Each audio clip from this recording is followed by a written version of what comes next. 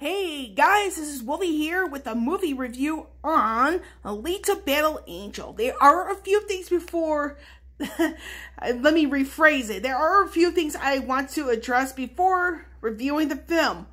One, no, I have not seen Captain Marvel, if you're wondering. However, I will not bash it.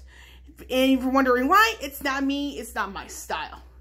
For those of you who want to see Captain Marvel, go right ahead. I mean, the thing is like, I'm more of an X-Men fan than I am Avengers, even though they're both Marvel Cinematic Universe. Two, I went into this movie, since viewing it, blind. Meaning that I have not read the manga where this movie is based off of. And the reason why I went and saw the movie in the first place was because of the overwhelmingly positive word of mouth that I've heard about this film. The third thing is that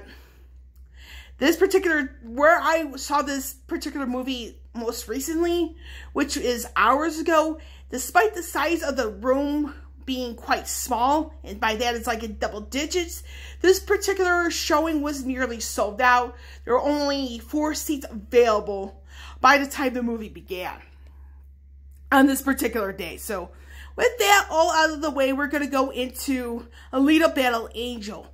And now, one last thing before I went into this, I saw this 3 times. And I wanted to make sure I get as accurate of a review as possible. So, and then 2 of the 3 times were in 3D. The second one, the other instance is quote-unquote 2D. And that does play a role in what how I'm going to view this as score-wise. What I really liked about the film is the balance it brings. There's action, a little bit of romance, some like drama, angst, few bits here and there. The balance was there. It got me hooked like within the first few minutes. And the fact that I was crying at bits throughout the entire movie, it's like, it's one of those that will make sure you have give you the feels in the right places.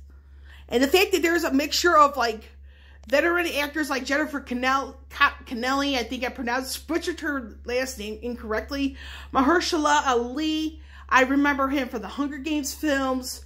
There's who else is, I think those are the only 2 I remember off the top of my tongue. Or I should top of my head, my bad.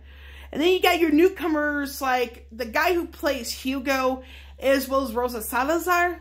That's a beautiful mixture of, you know, you got your veteran actors, then you got your rookies, quote unquote, in a film like this. Because it's just like, wow. I was wowed. And the fact that James Cameron waited 20 years to get this film out to the public, that's actually a smart and clever move on his end. Because think about the technology back in 1999, and I was in high school in 1999, by the way. The fact that he were to try to film and or release it in 1999, it would have felt really weird if it were out 20 years ago when he first thought of doing it. The fact that it's 2019 and it's out now, that's a clever move because it's like the technology gives it a more realistic feel. And the fact that James Cameron, you know, he had the idea for the film, and Robert Rodriguez's vision when he directed it, that's just such genius right there. It's just so good.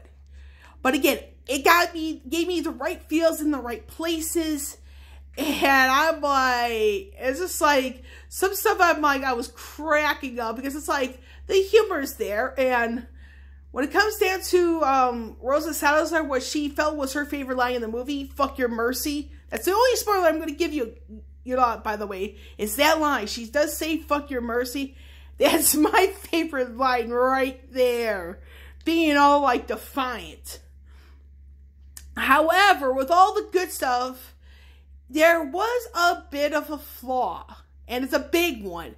Now, you kind of remember when I said something about like 3D and quote-unquote 2D. This is the flaw it comes out with. So when I saw the movie in 3D, I mean, there was absolutely nothing wrong. In terms of like the visuals and everything else you can think of that's associated with the film.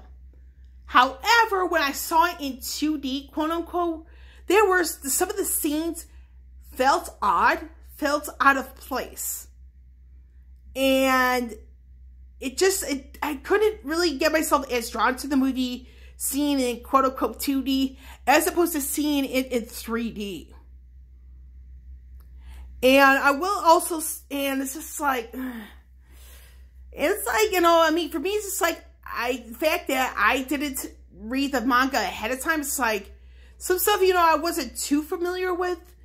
But, you know, as someone who's watched anime for 20 plus, on and off for 20 plus years, it's just, I'm like, okay, I mean, some stuff I can forgive, some stuff I just could not.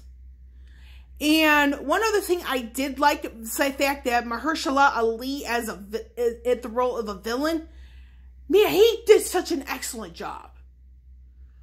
I gotta give props to that lad right there. He just, like, you really couldn't tell, like how cruel he could be, or whether or not he's like a bit of a puppet to somebody else. But the way he did his role in the film is just awesome. And I say my favorite part is definitely Rosa Salazar.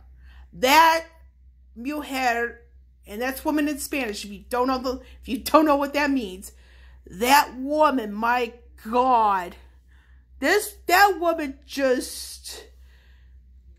she just blew my mind in the best way possible. And I saw other videos of her on YouTube, you know, doing some mundane stuff. It's just like, she's really relatable. And the fact that she brought that relatable side out of Alita, it's just, oh my God, it's just amazing. I just cannot help but root for Alita the entire way. And for my final score on the film, it's going to be a 9 out of 10. And it's because of that visual thing I mentioned earlier when it comes to the 3D versus the quote-unquote 2D. Because the 2D version will have had scenes that I felt were odd and out of place.